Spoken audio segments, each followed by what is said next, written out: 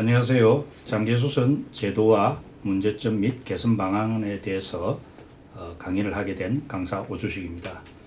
우선 장기수선의 목적 및 필요성에 대해서 말씀을 드리도록 하겠습니다.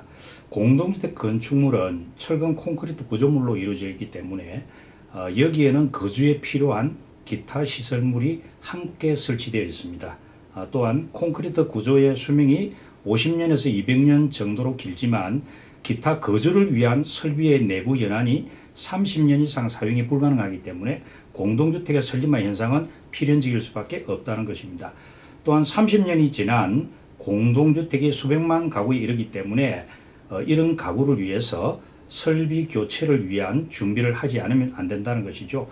이를 게을리했을 때는 사회적 국가적 공황 상태와 마주하게 된다는 부분입니다. 이를 위한 것이 장기수선 제도의 본질이고 공동주택관리법 2조 제1항 18호에서 장기수선 계획이란 공동주택을 오랫동안 안전하고 효율적으로 사용하기 위하여 주요 시설의 교체 및 보수에 관하여 수립하는 장기수선 계획을 이야기를 하고 있습니다. 그러면 우리가 재건축과 리모델링 그리고 장기수선 세 가지를 비교해 봤을 때 어떤 장단점이 있느냐? 재건축은 일단 일정 기간 거주가 불가능하게 됩니다. 또한 일시에 비용 부담이 엄청나죠. 철근 콘크리트까지 모두 철거함으로써 사회 경제적 비용이 많이 발생을 합니다. 절차도 까다롭습니다. 리모델링 역시 마찬가지로 보수와 교체 시에 거주지를 따로 마련해야 되므로 여러 가지 면에서 불편이 많습니다. 장기수선은 공용 부분의 시설물을 순차적으로 개보수하는 것이므로 이주의 필요성이 없고 일시에 비용 부담을 하지 않는다는 것 또한 가장 저렴하게 들어가는 부분들이 장점이고 소유권자의 의사에 따라 이루어지므로 강제성이 없다는 것도 좋은 장점입니다. 물론 이해관계가 복잡해서 소유자와 사용자, 소유관념의 문제까지 이어지는 부분은 우리가 고민해 봐야 될 부분입니다. 공동주택 법령에서 정하고 있는 장기수선 제도에 대해서 우선 간략하게 말씀을 드리겠습니다. 장기수선 수립과 관련해서 사업주체와 리모델링하는 자가 장기수선 계획을 수립하도록 했는데 수립 대상 단지에서 명시를 하고 있습니다. 또한 주요 시설 73개 항목에 대해서 시행규칙 별표에서 정하고 있고 해당 공동주택의 건설 비용을 고려해서 수립하도록 법으로 정하고 있습니다. 사용검사권자에게 사업주체와 리모델링하는 자가 사용검사권자에게 장기수선 계획서를 사용검사 시에 제출하도록 하고 있고 이를 다시 사용검사권자가 관리주체에게 인계하도록 했던 부분입니다. 장기수선 계획 부분에 대해서 입주자 대표회와 관리주체가 이를 3년마다 검토를 하도록 되어 있고 검토한 이후 필요하다고 판단되면 반드시 조정을 하도록 하고 있습니다.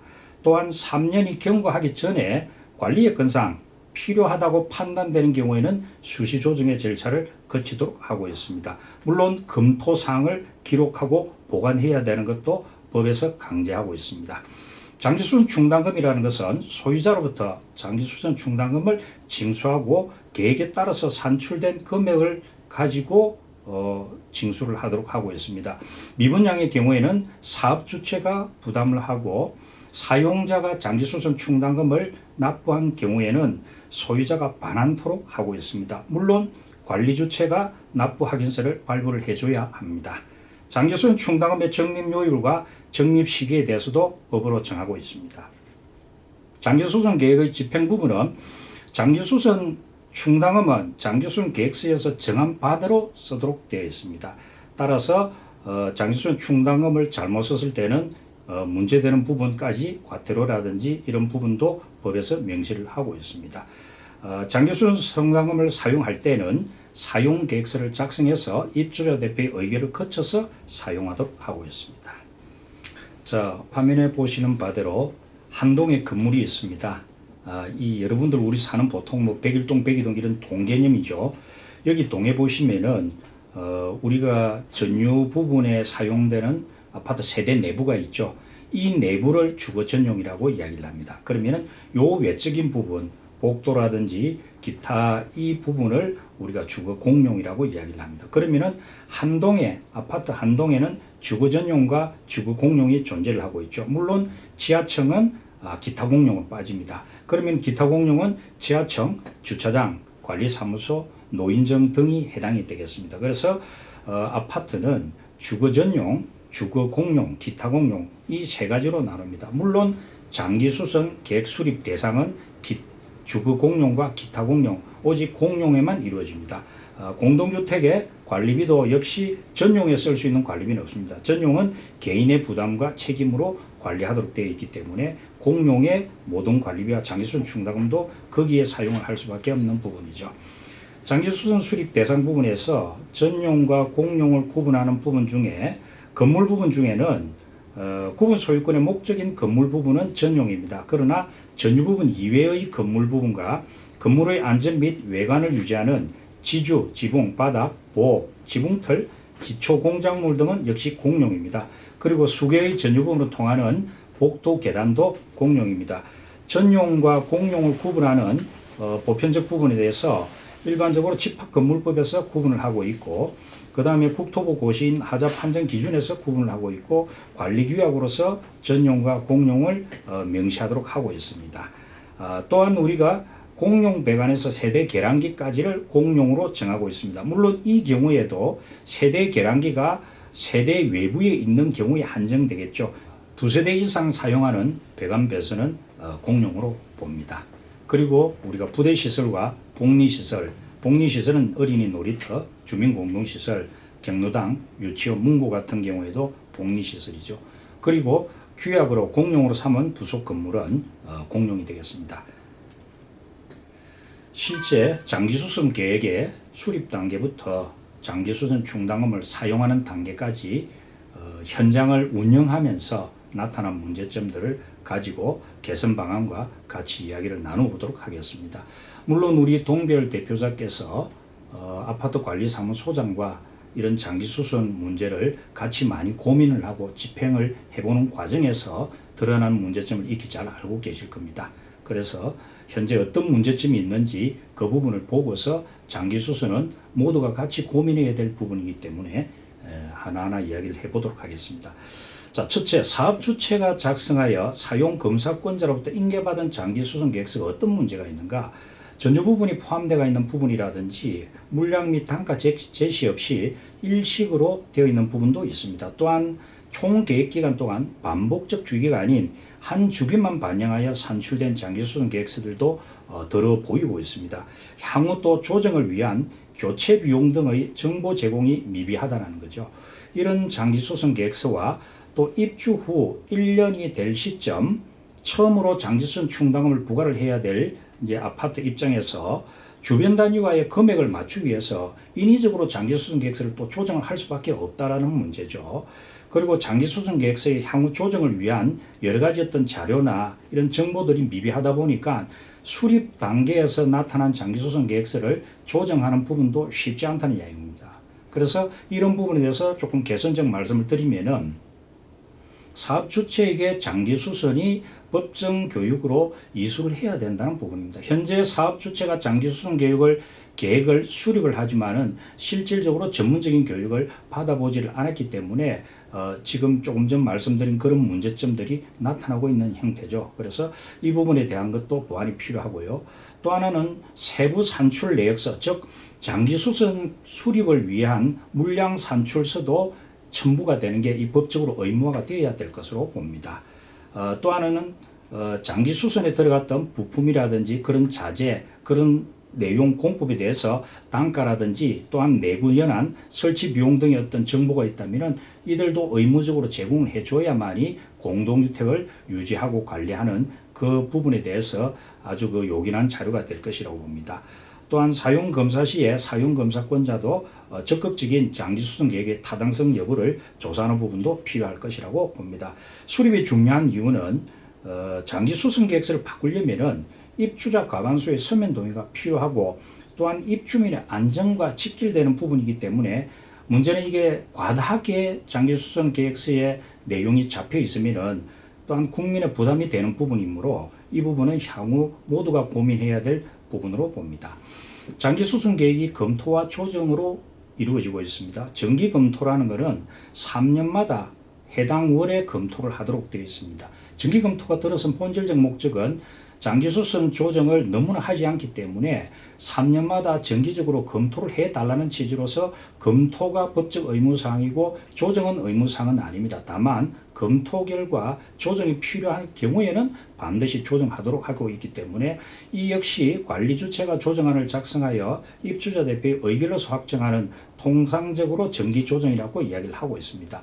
수시조정은 3년이 경과하기 전에 다시 조정안을 관리주체가 작성하고 입주자 대표가 의결하되 여기는 입주자 과반수 서면 동의로 확정이 되는 부분입니다. 따라서 관리 여건상 수선 주기가 도래했으나 상태가 양호하다든지 아니면 수선 주기가 도래하지 않았으나 수선이 요구될 경우에 수시 조정 등이 이루어지고 있습니다. 장기수선계 검토 단계에서의 문제는 3년 단위의 검토 시점과 간격이 너무 넓다는 문제도 있습니다. 이게 매년 우리가 발생되는 부분인데 3년 단위의 장기수선 계획을 수립해서 3년 뒤에 계획과 실지 공사 집행 금액이 맞지 않는 경우가 너무나 많이 발생을 하고 있습니다. 그래서 이 3년 단위의 검토가 과연 적절한가에 대해서는 다시 논의가 필요할 부분이라고 봅니다. 검토 및 조정 단계에 시설 분야별 외부 전문가가 없다라는 거죠. 장기수선 계획의 정기 조정이라는 것은 관리 주체와 입주자 대표가 조정을 하면 끝입니다. 자, 여기에 수시 조정이라는 것은 입주자 과반수 서면 동의가 들어가면은 끝입니다. 관리 주체, 입주자 대표의 입주자 어느 누구도 각 시설 분야별 전문가가 있지는 않습니다. 물론 사측 자치의 영역으로서 맡겨둔다는 의미가 있지만은 공동주택 전국에 약 한 70%에서 75%의 공동주택을 이제는 사측 자체에 맡겨둔다는 것도 그 한계를 넘어섰다고 볼 수 있습니다. 그래서 여기에는 각 분야별 전문가들이 참여할 수 있는 그런 기회가 반드시 법적으로 보장이 되어야만이 앞으로 공동주택의 유지관리 차원에서 적절하게 관리가 될 것으로 봅니다.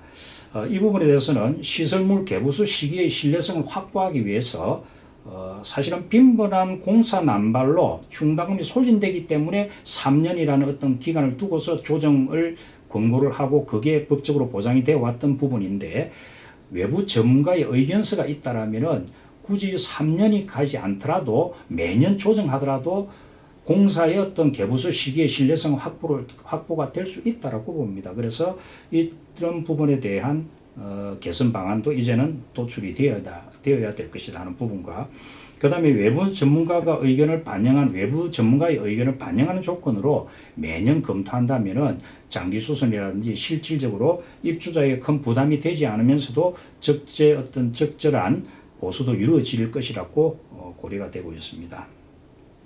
화면을 보시면은 수선 방법, 수선 주기, 수선율의 의미를 잠시 나타내고 있습니다.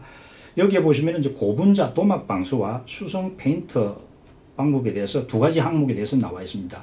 지금 현재 시행규칙 별표 1에는 이러한 항목이 73가지나 되고 있습니다. 물론 개정 전에는 147개 항목이었습니다. 여기에 보시면 고분자 도막 방수에 수선 방법이 전면 수선과 부분 수리가 있는데 지금 이제 법이 개정이 되면서 부분 수리는 빠져버렸습니다. 그렇다면은 우리가 옥상 방수, 고분자 도막 방수가 15년 주기인데 15년 뒤에 공사를 하기 위해서 지금 매월 일정한 금액을 모아가고 있습니다. 그러면 15년 뒤에 여기 지금 도표에 나타나듯이 15억이 소요된다면 1년간 1억씩 모으면 매년 15억이 됩니다. 15년 뒤에. 그러면 이 15년 뒤에 옥상 방수 공사를 할 수 있다는 부분이 되죠. 그러면 15년간 돈을 모아가지고 15년 뒤에 옥상 방수가 개보수가 필요한 정도로 문제가 되어버리면 상관이 없는데 시설물이라는 것은 그 기간을 그렇게 사람이 원하는 정도로 기다려주지 않는다는 거죠.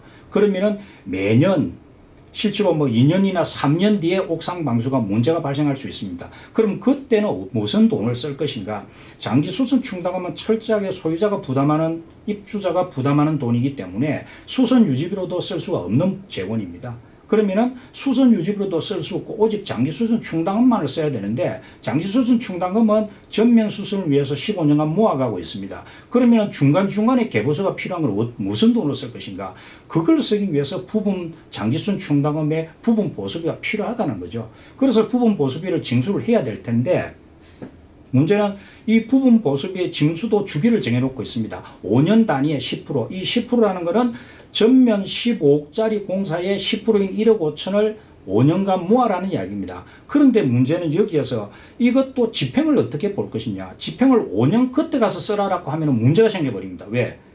1년에서 5년간은 아무런 어떤 보수도 하지 못하게 되고 어떤 돈도 쓸 수 없는 문제가 생겨버립니다. 그러면은 5년 동안은 옥상 방수를 할 수 있는 재원이 없다는 거죠. 그래서 부분 보수라는 것은 전면 보수를, 전면 교체를 위한 부분 보충적인 수단으로서 언제든지 보수가 필요할 때 그때 보수를 해줘야만이 이 시설물이 원주기처럼 15년을 간다는 거죠. 그런데 일부 지금 해석은 부분 수선도 그 주기를 지켜라라는 잘못된 해석이 나오는 바람에 현장에서는 실제로 이게 문제가 되고 있다는 거죠. 그래서 시설을 관리하는 측면에서는 이러한 부분도 조금 더 깊이 들여다볼 부분이라는 거죠. 그리고 전면 도장도 마찬가지입니다. 전면 도장이 한 주기당 5억인데 예를 들어서 5억이라고 볼 때는 매년 1억씩 모아가면 될 것입니다. 그런데 문제는 이 부분도 전면 도장도 지금 부분 수선에서 빠졌습니다. 부분 수선에서 빠졌는데 5년 동안에 이 전면 도장이 5년간 버텨준다면 상관이 없는데 5년이 되기 전에 전면 도장에서 문제가 발생할 수가 있을 겁니다. 그럼 이 재원은 뭐로 쓸 것인가? 지금은 부분 수선이 없다 보니까 수선 유지비나 아니면 아파트 자율적인 비용으로 쓰라라고 했지만은 이 비용을 집행할 때는 수선 유지비냐 장기 수선 충당이냐 두 가지 기로에 써가 있다는 거죠. 그럴 때에 이 돈이 자칫 수선 유지비로 가버리면은 사용자한테 소유자가 부담해야 될 몫이 증가되는 그런 문제도 생겨버립니다. 그래서 부분 수선 역시 책정을 해야 될 텐데 부분 수선비에 대한 부분은 장기 수선 계획서에 이 부분 수선비를 쓰겠다는 내용이 책정되지 않으면 그 항목이 책정되지 않으면 부분 수선비조차 쓸 수 없는 또 다른 문제가 생겨버립니다. 그래서 너무 장기 수선의 어떤 이런 계획서에 수선 방법이라는 것은 전반적인 시설물 유지하기 위한 하나의 방법일 뿐인데 이 방법이 결론적으로 돈을 지출을 못하게끔 막는 또 하나의 문제가 발생하고 있다는 거죠. 그래서 이런 부분들은 향후 같이 고민을 해서 개선을 시켜야 될 부분이라고 봅니다. 공동주택 장기 수선은 조정 분야가 굉장히 다양한 전문 분야입니다. 거기 보면은 건축, 전기, 설비, 성강기, 소방, 통신, 홈 네트워크, 상하수도 설비, 조경, 토목, 환경, 말 그대로 건설의 총체적인 그 분야라고 볼 수 있습니다. 이런 분야를 오직 관리 주체가 조정안을 만드는 걸로 되어 있습니다. 그럼 관리 주체가 누구냐? 위탁일 때는 위탁 회사일 수 있습니다. 그런데 위탁 회사가 하나의 회사가 수십 개 단지부터 1000개 넘는 단지를 관리하는 하나의 회사도 있습니다. 그러면 거기에서 기술 인력 지원이 가능하냐? 현실적으로는 불가능하죠. 그러면은 모든 편제 자체가 아파트 관리 사무소에서 독자적으로 장기 수선 계획을 수립하고 조정할 수 있는 부분밖에 안 된다는 거죠. 그러면은 우리 관리소장님들이 연배가 50, 60대가 대부분인데 이분들이 이런 다양한 분야의 경험을 거쳐서 적산을 하고 조정안을 만들 수 있는 능력을 구비한 분이 과연 몇 분이 될 것이냐. 그렇다면은 이런 조정안을 관리 주체에 의존해서 만드는 것도 사실은 지금은 맞지 않은 부분 같아요. 그래서 관리사무소장님들이 매년 장기수선 계획을 배우지만은 교육을 받지만은 단지에 와서 이걸 수립하기 위해서는 또 다른 영역이기 때문에 이런 문제가 늘 상존하고 있다라는 이야기입니다. 그래서 아파트가 하루가 다르게 첨단화되어 가고 재난 및 화재 및 입주민 안전과 쾌적한 주거 환경을 위해서 다양한 인공지능 설비들이 증가하고 있는데 어떻게 관리 주체에서 의존해서 조정안을 작성한 이런 부분들은 조금 현실적으로 이제는 탈피해야 될 것이다. 그래서 검토와 조정 단계에서 시설 분야별 전문가의 참여가 필연적인 부분이 될 것입니다. 그래서 이런 부분도 향후 우리가 이제 고민을 해봐야 될 텐데 외부 전문가가 작성해서 검증에 참여한다면은 이 부분도 사실은 좋을 것이다. 장기 수선 계획서라는 것은 시설물의 상태를 보고 판단하기보다는 주기적으로 그 시설물을 개보수하는 쪽에 초점이 맞춰져 있습니다. 그러나 시설물 상태가 각각 좋은 상태, 나쁜 상태가 각 아파트마다 지리적 환경마다 다를 텐데 일률적으로 주기를 잡는다는 것은 이제 그 개념에서 벗어나서 시설물의 상태를 정확하게 진단을 하고 잘못되었을 때 시설물이 예를 들어서 상태가 안 좋을 때 개보수하는 그런 어떤 중간에 검증 단계를 거친 개보수 방법으로 장기 수순의 어떤 개념이 좀 달라져야 되겠다. 그래서 그런 어떤 판단을 할 수 있는 전문가의 참여가 중간중간에 있는 것은 굉장히 중요한 부분이라고 생각이 되어집니다. 또한 조정안을 입주자 대표회의가 하향 조정 의결을 하는 경우라는 거죠.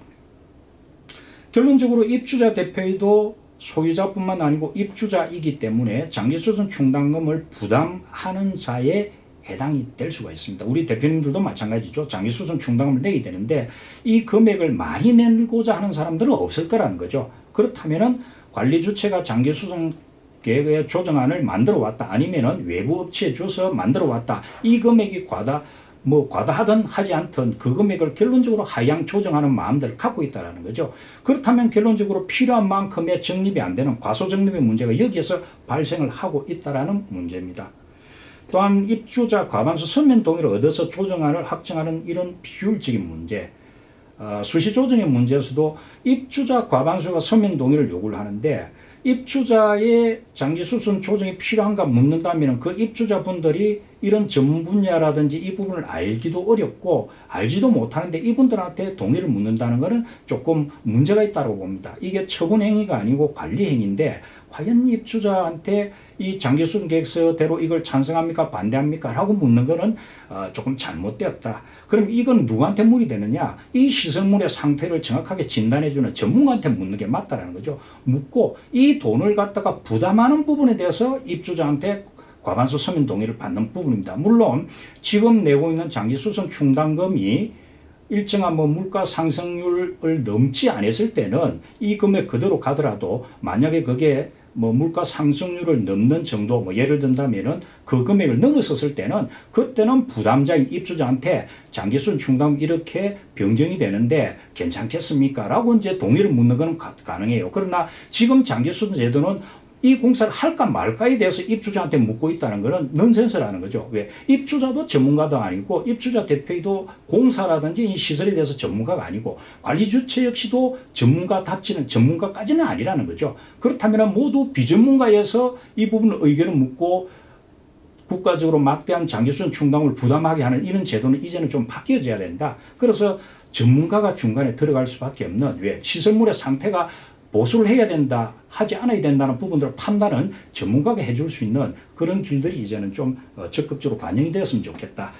실제 이런 문제를 해결하기 위해서는 최소 적립금액의 기준을 조속히 시행을 해야 될 것 같아요. 지금 공동주택관리법 시행령 31조 3항에서 국토부 장관이 정하는 최소 적립금액의 기준을 조속히 좀 마련을 했으면 좋겠다. 물론 근간에 나왔던 부분들은 평당 2,000원 넘는 돈이 나왔기 때문에 그걸 쉽게 적응을 하기는 어려울 것입니다. 그래서 이제는 공동주택 장기수선 분야에 대해서도 전문가분들이 많이 연구를 해서 좋은 제도안이 나올 수 있도록 그런 분위기가 만들어져야 될 것 같아요.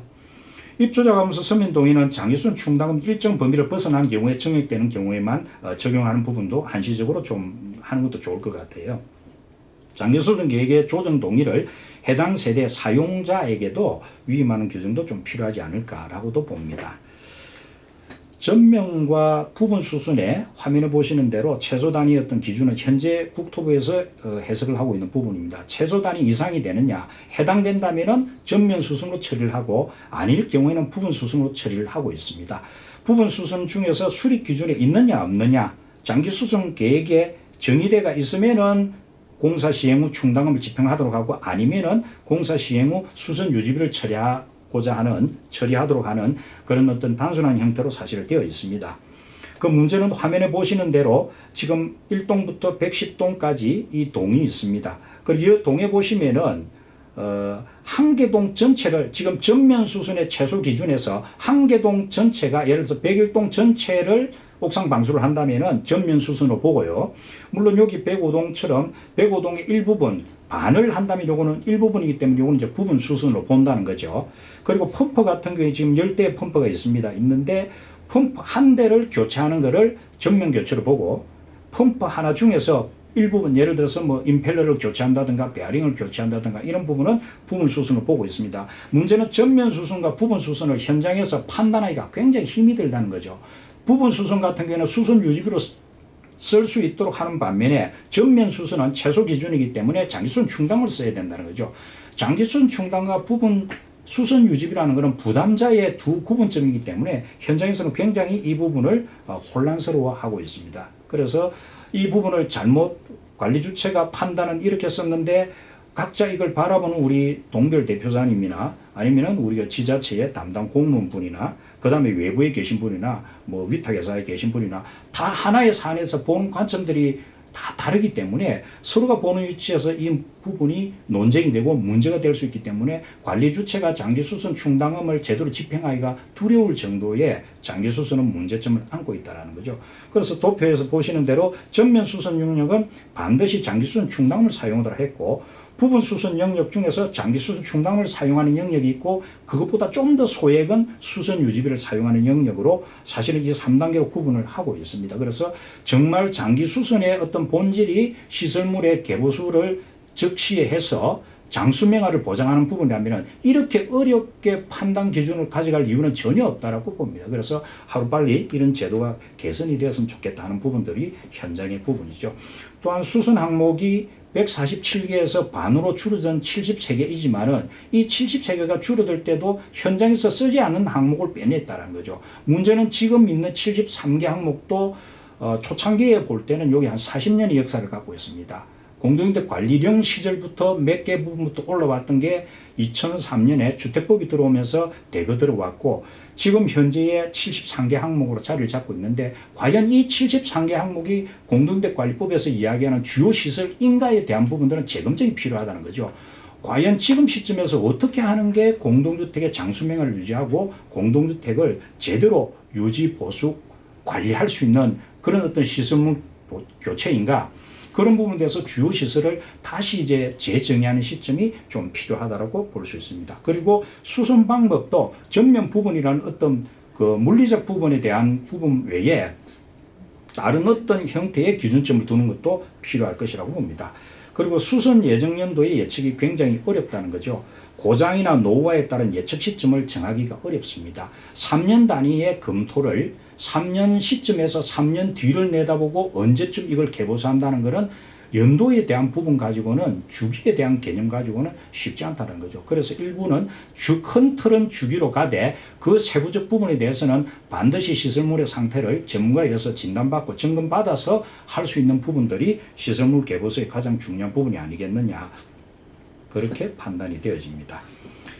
수선 주기가 도래한 항목에 대해서 실제로 공사 항목에 대해서 연장을 하려고 할 때에 이 부분도 결론은 지금 현재의 법 체제 하에서는 장기수선 계획을 조정하는 방법 외에는 없습니다. 이 조정이 입주자 대표에 의해서 회의에서 할 수 있는 정기 조정은 36개월 만에 다가오는 그 한 달밖에 없고, 나머지 35개월은 오직 입주자 과반수의 서면 동의를 받도록 했던 부분이기 때문에, 그래서 이 조정의 절차가 어렵고 조정을 하지 않으니까 계획은 계획대로 실제 집행은 집행대로 해보는 문제들이 많이 발생을 하고 있습니다. 그래서 이런 부분도 제도의 어떤 그 개선이 필요한 부분이라고 봐야 되겠습니다.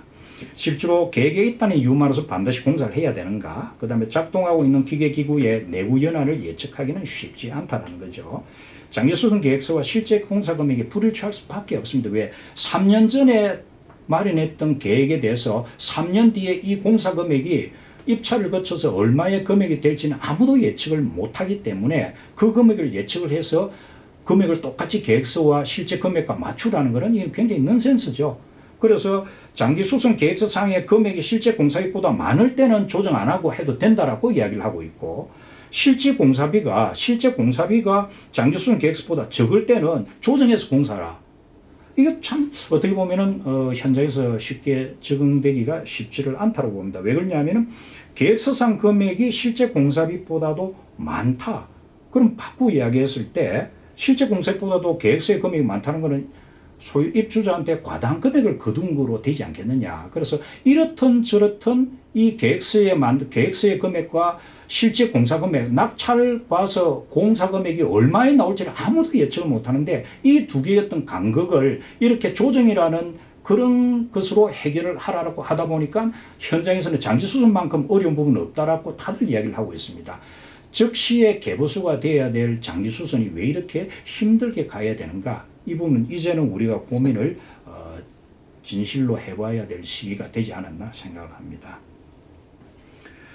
일반 수선과 장기 수선 충당금의 구분의 부분을 이제 보통 우리가 한 4가지 법에서 볼 수가 있습니다. 공동주택관리법에서는 시행규칙 별표 1에서 73개 항목을 규정하고 있습니다. 법제처에서는 장기 수선 계획에서 반드시 포함해야 될 최소한의 시설 범위라고 73개 항목을 이야기를 하고 있습니다. 현재 주요 시설이 설치되어 있지 않다고 하더라도 그 시설을 새로 설치하려면 장기 수선 계획에 반영을 하라라고 이야기를 합니다. 국토부에서 유권 해석으로는 많은 비용이 소요될 때는 장기 수선 충당금을 사용을 해라. 가치를 정진하는 자본적 지출일 때는 장기 수선 충당금을 사용을 하라. 단순 소모성 부품일 때는 이제 수선 유지비를 쓸 수 있다. 별표 1에 명시되어 있지 않는 항목에 대해서는 해당 공사의 성격이라든지 소요 비용, 그다음 관리비 부담 조치 의사 등을 고려해서 자율적으로 결정하라는 정도의 내용만 주고 있습니다. 사실은 또 하나는 민법적인 측면에서 볼 때는 민법 623조죠. 임대인의 의무.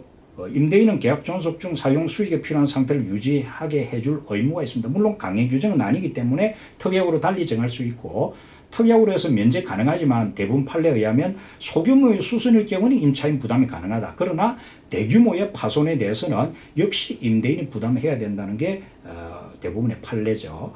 그 이후에 자본적 지출과 수익적 지출을 규정하고 있는 소득세법에서도 역시 이야기를 하고 있습니다. 자본적 자산별 수선비 지출이 300만 원인데 지금 600만 원까지 올랐습니다. 그리고 개인 자산별 연간 수선비 지출 자산가액이 5% 미달일 경우, 그 다음에 3년 미만의 주기적인 수선비 지출, 장기 수선은 3년 이상의 주기적인 계획이죠. 주기 계획이죠. 그리고 중요한 거는 건물 또는 벽의 도장 공사의 경우에는 소득세법에서는 수익적 지출을 보고 있는데 그러면은 공동주택관리법으로 가져오면은 장기수선 대상은 아닐 수가 있습니다. 그러나 공동주택관리법은 도장공사도 장기수선 공사입니다. 그래서 자본적 지출만으로 규정을 또 하기는 무리수가 있다. 그 다음에 집합건물법에서는 각 공유자는 규약에 달리 정한 바가 없으면 지분의 비율에 따라서 공용 부분을 관리하고 하는 비용과 의무를 부담하고 공용 부분에서 생기는 이익을 취득하도록 하고 있습니다. 그렇다면 집합건물에서는 소유자만, 즉 입주자만 그 부분을 할 수 있고 사용자에 대해서는 그런 권리가 없다고 보기 때문에 그렇다면 장기수선 충당금은 소유자가 부담을 한다면 이후에 모든 드는 비용을 한다면 잡수익 같은 경우에도 공동기여분의 잡수익도 결론적으로 사용자가 그 수익을 취할 수가 없는 부분이 되어버리겠습니다. 그래서 이런 어떤 4가지 법령에 따른 모두를 고려해서 관리사무소장이 이게 장기수선 충당금이냐 수선 유지비냐 판단한다는 것은 굉장히 어렵다. 그래서 집행이라는 것은 단순해야만이 그 집행의 효율성을 가지기 때문에 장기수선 제도에 대해서 개선이 필요한 부분도 바로 여기에 또 있다라고 할 수 있겠습니다. 수선 유지비와 장기수선 충당금의 구분이 필요한 부분들이 객관적인 구분 기준이 없기 때문에 관리주체와 입주자 대표의 입주민, 지자체의 담당 공무원이 바라보는 시각이 모두 다릅니다. 그래서 이 부분에 대한 서로의 어떤 시각 차이로서 문제가 될 수 있고 수선 유지비 항목에 장기수선 충당금을 계속 사용하도록 해버릴 경우에는 사소한 수선까지 장기수선 충당금을 사용하다 보니까 장기수선 충당금의 부족 현상이 발생해서 정말 중요한 장수명화 입주민 안전을 위한 공동주택 개보수에 대해서 그 시기와 그 부분을 놓쳐서 굉장히 또 시설물의 안전에 위협을 초래할 수 있기 때문에 이 부분도 고려해야 될 부분이라고 볼 수 있습니다.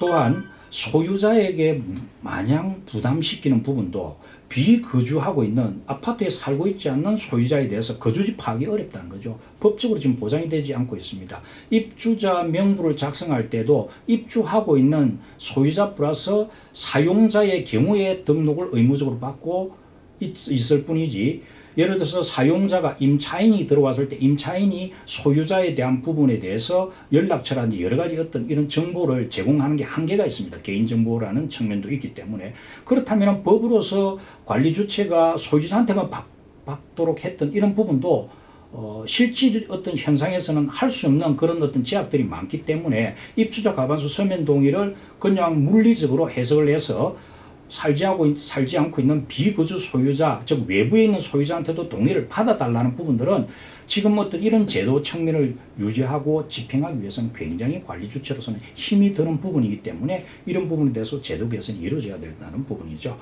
공동주택관리법 시행령 제31조 7항에 사용자가 납부한 경우에도 이 부분도 특약으로 달리 정할 수 있는 부분이기 때문에 이 부분에 대해서도 개선이 필요한 거죠. 사용자에게 고지하는 것 외에 소유자를 대신해서 장기 수선 충당금을 납부하였다는 사실을 별도로 통지하는 우편물, 발송 등의 어떤 비용뿐만 아니고 관리 업무가 너무나 증가할 수 있기 때문에 그래서 이런 부분도 이제는 어떤 게 그런 취지를 살리면서 효율적으로 관리가 될 수 있는 부분인가에 대해서는 모두가 지금 같이 고민해야 될 부분이라고 봅니다.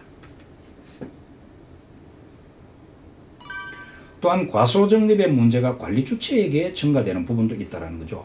공동주택관리법 30조 1항에서는 관리 주체가 장기수선 계획에 따라서 충당금을 징수하고 적립을 하고 있습니다. 그럼 계획서에 따라서 충당금을 징수하고 적립하는 그 주체에서 관리 주체고 여기에 대해서 하지 않을 때는 관리 주체의 과태료량이 있다는 거죠.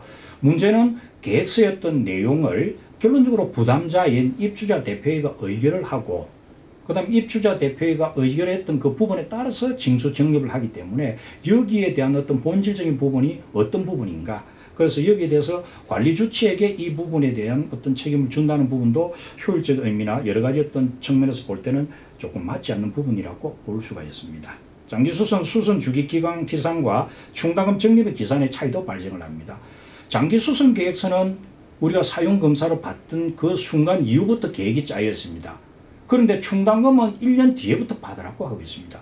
그러니까 지금 100%가 맞지 않을 수 있습니다. 절대 맞지 않죠. 1년의 차이는 생기죠. 이런 부분에 어떤 해소가 없이 어떻게 갈 것이냐. 관리비 예치금은 소유자가 부담을 합니다. 소유자가 부담을 하는데 관리비 예치금은 입주 시부터 받아요. 그런데 장기수선 충당금을 입주 이후에 1년이 지난 시점부터 받아야 될 하등의 이유가 없다는 거죠. 왜? 그 당시에 초창기에 이게 태동을 했을 때는 사업주체 의무관리기간이라는 게 있었기 때문에 그 1년을 유예해 줬기 때문에 가능했죠. 그러나 지금은 사업주체 의무관리기간이라는 것도 없고 이 부분을 장기수선 계획과 달리 간다는 것도 충당금 제도가 맞지 않다는 거죠. 그래서 이 부분에 대해서 1년의 격차가 나는 것은 반드시 해소를 해야만이 장기수선 본연의 어떤 취지를 살릴 수가 있다는 거죠. 그래서 이 부분도 고려해 볼 부분이 필요합니다. 장기수선 충당금의 기금화가 필요합니다. 이제는 국가가 사적 영역이라는 공동주택에서 입주자 대표와 관리 주체 맡겨놓을 게 아니고 공동주택은 국가의 주거정책과 맞물려 있다는 거죠. 국가가 이 부분을 이제는 관리를 해야 될 것이라고 봅니다. 그렇다면 장기수선 충당금을 기금화시키고 이 충당금에 대해서 제대로 관리하고 집행도 어떤 특정한 어떤 기관에서 검증을 거쳐서 사용하도록 하면은 공동주택의 어떤 장충금이 어떻게 보면은 좀 마음대로 예를 들어서 소진된다거나 이런 것도 줄일 수가 있고 공동주택 안전하고 제대로 관리할 수 있는 그런 재원으로 쓰일 수 있기 때문에 이 부분도 앞으로는 고려가 필요한 부분입니다. 물론 입주민 개인이 냈다는 그 사적이라는 영역만 자꾸 접하다 보면은 장기수선은 지금처럼 계속 어떻게 겉돌 수밖에 없는 그런 부분이라고 볼 수 있습니다. 그래서 그 부분과 최소한 얼마 이상의 장기수선 충당이 필요하다라면 그 기본적으로 내는 적립금액의 최소 기준도 조속히 발표를 해서 공동주택의 시설물 개보수라든지 유지보수, 그 다음에 안전한 공동주택이 될 수 있도록 지금부터 시작을 해야 될 것으로 봅니다. 그 다음 충당금 발생월과 소유자한테 부과하는 1개월간의 어떤 격차가 또 문제가 되고 있습니다. 실제 충당금이라는 건 우리가 관리비 예치금이라는 것은 관리를 위한 비용으로서 입주 예정자, 즉 소유자한테 미리 거두어서 하고 있습니다.